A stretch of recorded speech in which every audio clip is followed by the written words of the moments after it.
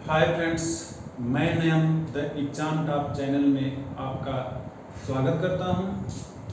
आज हम लोग जीव विज्ञान के एक नए अध्याय के बारे में जानेंगे। वो है कोशिका। कोशिका अर्थात कि सेल। सेल है क्या?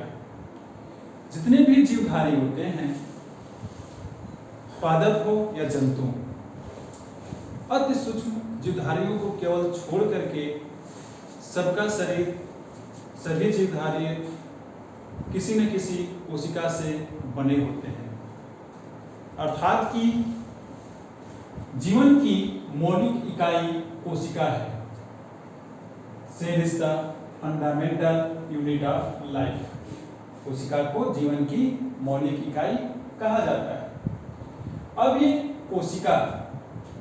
कोशिका लैटिन शब्द सेलुला से निकला हुआ है। सेलुला अर्थात कि सेलुला से निकला हुआ है और जिसका अर्थ होता है छोटा कोष्ठक या कमरा।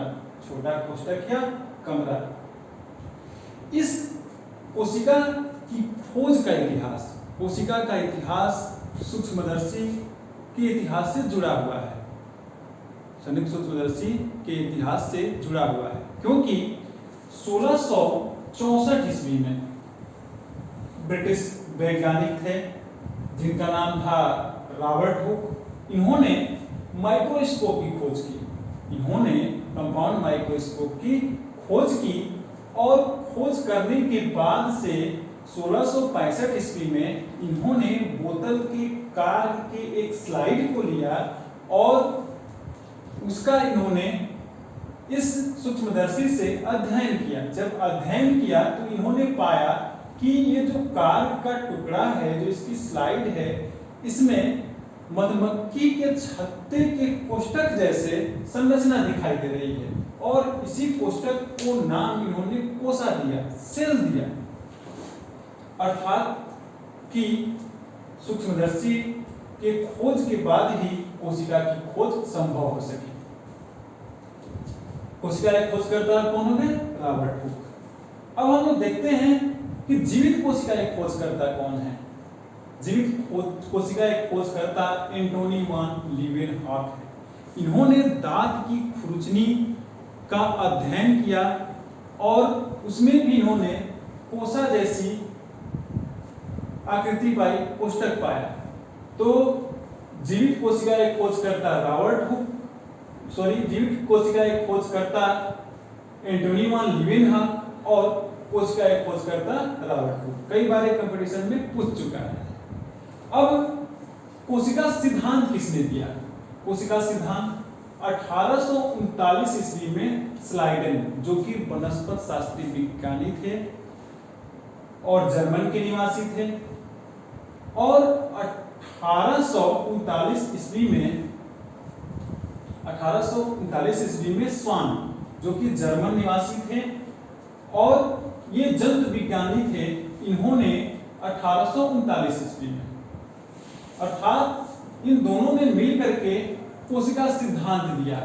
स्लाइडेन ने पादप कोशिका के लिए दिया और स्वान ने जंतु कोशिका के लिए दिया। कई बार पूछा है कि कोशिका सिद्धांत किसने दिया? कोशिका सिद्धांत की केवल बात करेगा तो वहां पे स्लाइडेन और स्वान बताएंगे। अगर ये कहे कि पादप कोशिका का सिद्धांत किसने दिया तो स्लाइडेन ने दिया। जंतु कोशिका का किसने दिया? तो स्वान ने दिया। अब हम लोग देखते हैं कोशिका की आकृति। कुछ ऐसे जीव होते हैं जिनमें एक ही कोशा के अंतर्गत, अर्थात कि एक ही कोशिका के अंदर सभी जैव प्रक्रम पूरा हो जाते हैं। सभी जैव प्रक्रम पूरा हो जाते हैं तो ऐसे जीवों को हम एक कोशिकीय जीव कहते हैं।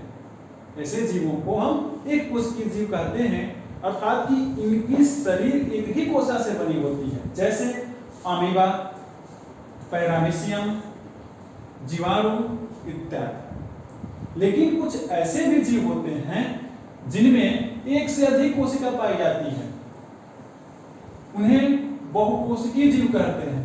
अर्थात कि जिन जीवों का शरीर एक से अधिक कोशिकाओं से बना होता है उन्हें बहुकोशिकीय जीव कहते हैं। जैसे पेड़ पौधे, जंतु इत्यादि।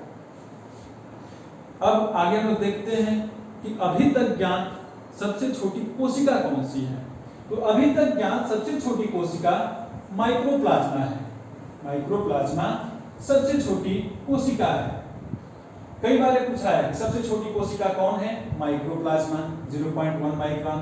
अब सबसे बड़ी कोशिका कौन सी है, सबसे बड़ी कोशिका शुतुरमुर्ग के अंडे की है। एक बार यूपी कमीशन ने पूछ दिया ये प्रश्न कि सबसे बड़ी कोशिका किसकी होती है, शुतुरमुर्ग की अंडे की होती है। सबसे लंबी कोशिका, ये भी कई बार पूछा है, रेलवे में पूछा है कि सबसे लंबी कोशिका किसकी होती है, जूट या सन या कहीं कहीं पटसन भी देता है, सबसे लंबी कोशिका। अब मानव शरीर की सबसे लंबी कोशिका कौन सी होती है, मानव शरीर की सबसे लंबी कोशिका न्यूरॉन्स होती है, इसको तंत्रिका तंत्र कहा जाता है। और मानव शरीर की सबसे बड़ी कोशिका ओव्यूम अर्थात कि डिंब, जो ये महिलाओं में पाई जाती है। मानव शरीर की सबसे बड़ी कोशिका ओव्यूम अर्थात कि डिंब, जो कि महिलाओं में पाई जाती है, होता है। तो ये वीडियो कैसा लगा, लाइक करें, शेयर करें, सब्सक्राइब करें और कोशिका के बारे में हम लोग आगे अभी और पढ़ेंगे अगले वीडियो में। तब तक के लिए धन्यवाद।